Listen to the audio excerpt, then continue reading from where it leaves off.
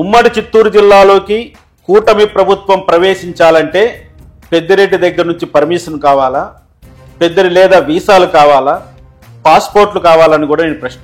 అయినప్పటికీ ఇంతవరకు కూడా ఎటువంటి సంకేతాలు రావట్లేదు. ఎటువంటి సంకేతాలు?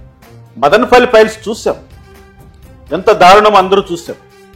44,000 ఎకరాల భూమిని దోచేసినటువంటి పెద్దిరెడ్డి ఆయన అనుచరుల పైన పెట్టినటువంటి ఆ కేసు ఎక్కడ వేసిన గొంగలు అక్కడే ఉందా అని చెప్పడం కన్నా అసలు కోల్డ్ స్టోరేజ్లో పెట్టేశారని చెప్పడమే ప్రజలకు అర్థమవుతుంది. ఇక్కడ చంద్రబాబు నాయుడు గారు కానీ అతని మీద యాక్షన్ తీసుకోవాలంటే భయపడుతున్నాడని అనుకోవాలన్నా, ఇదే లోకేష్ యువగళం పాదయాత్రలో మేము అధికారంలోకి వస్తే ఏమేం చేస్తామో అని చెప్పేసి చివరికి యువగళం పాదయాత్ర చివరిలో ఒక రెడ్ బుక్ ను కూడా చూపించాడు.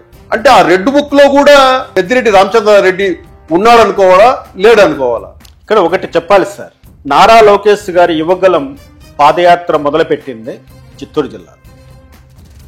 చిత్తూరు జిల్లా నుంచి ఆయన మొదలుపెట్టినటువంటి యువగళం పాదయాత్రను ఎన్ని రకాలుగా అడ్డుకోవాలో అన్ని రకాలుగా కూడా అడ్డుకున్నారు. చిత్తూరు జిల్లాలో నారా లోకేష్ గారి యొక్క పాదయాత్ర అంత సక్సెస్ఫుల్గా జరగలేదు. దానికి ప్రధాన కారణం కూడా పెద్దిరెడ్డి రామచంద్రారెడ్డి, ఆయన అనుచరు.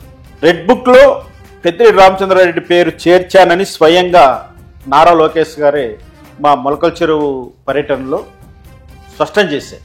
మా నియోజకవర్గంలో జరిగినటువంటి బహిరంగ సభ, ఆ సభలో నేను కూడా డయాస్ మీద ఉన్నాను.